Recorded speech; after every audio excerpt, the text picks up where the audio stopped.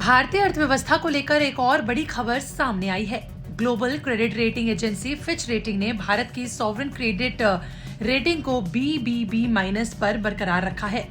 इतना ही नहीं, एजेंसी ने भारत का रेटिंग आउटलुक भी स्टेबल रखा है।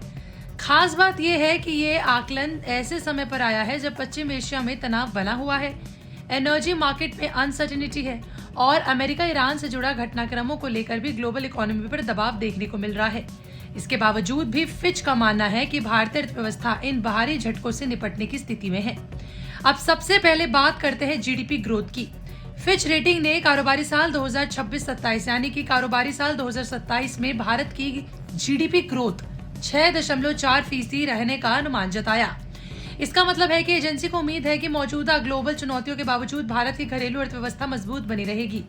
फिच के मुताबिक भारत ने पिछले कुछ सालों में कई तरह के बाहरी झटकों का सामना किया है और अर्थव्यवस्था ने इन चुनौतियों के सामने अच्छी मजबूती दिखाई है। आपको बता दें कि यही वजह है कि मौजूदा पश्चिम एशिया संकट को लेकर भी एजेंसियों को भारत की आर्थिक ग्रोथ पर किसी स्थायी या फिर बड़े खतरे की आशंका फिलहाल नहीं दिख रही है।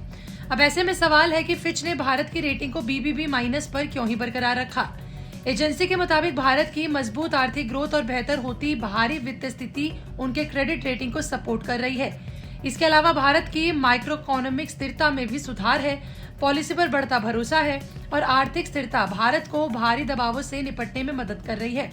अब बात करते हैं सरकारी कर्ज की। देखिए, भारत के लिए डेट टू जीडीपी रेशियो लंबे समय से एक अहम आर्थिक संकेत रहा है। सरकार ने कारोबारी साल 2026-27 के बजट में देश का डेट टू जीडीपी रेशियो 55.6% रहने का अनुमान लगाया। वहीं कारोबारी साल 2026 में ये 56.1% था। सरकार का लक्ष्य मार्च साल 2031 तक देश के डेट टू जीडीपी रेशियो को घटाकर 50% तक लाना है। फिच का मानना है कि अगर भारत की आर्थिक ग्रोथ मजबूत बनी रहती है तो सरकारी कर्ज से जुड़े आंकड़ों में भी धीरे धीरे सुधार हो सकता है। अब सबसे बड़ी चुनौती की बात, पश्चिम एशिया का संकट भारत के लिए इसलिए जरूरी है क्योंकि भारत अपनी जरूरत का बड़ा हिस्सा कच्चे तेल के आयात से पूरा करता है। अगर लंबे समय तक कच्चे तेल की कीमतें ऊंची रहेंगी तो इससे भारत का इंपोर्ट बिल बढ़ सकता है और महंगाई समेत अर्थव्यवस्था पर दबाव बन सकती है। लेकिन फिच का फिलहाल मानना है कि मौजूदा एनर्जी शॉक भारत की ग्रोथ के लिए कोई स्थायी बड़ा खतरा नहीं है। एजेंसी के आकलन में भारत की घरेलू अर्थव्यवस्था और उसकी बाहरी झटकों को सहने की क्षमता एक बड़ी ताकत बनी हुई है।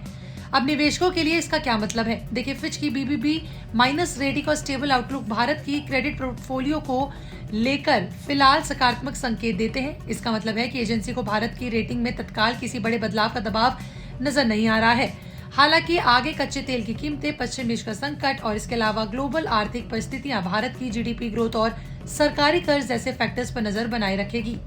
कुल मिलाकर देखा जाए तो फिच का कारोबारी साल 2027 के लिए 6.4% जीडीपी ग्रोथ का अनुमान भारतीय इकोनॉमी की मजबूती पर भरोसा दिखाता है।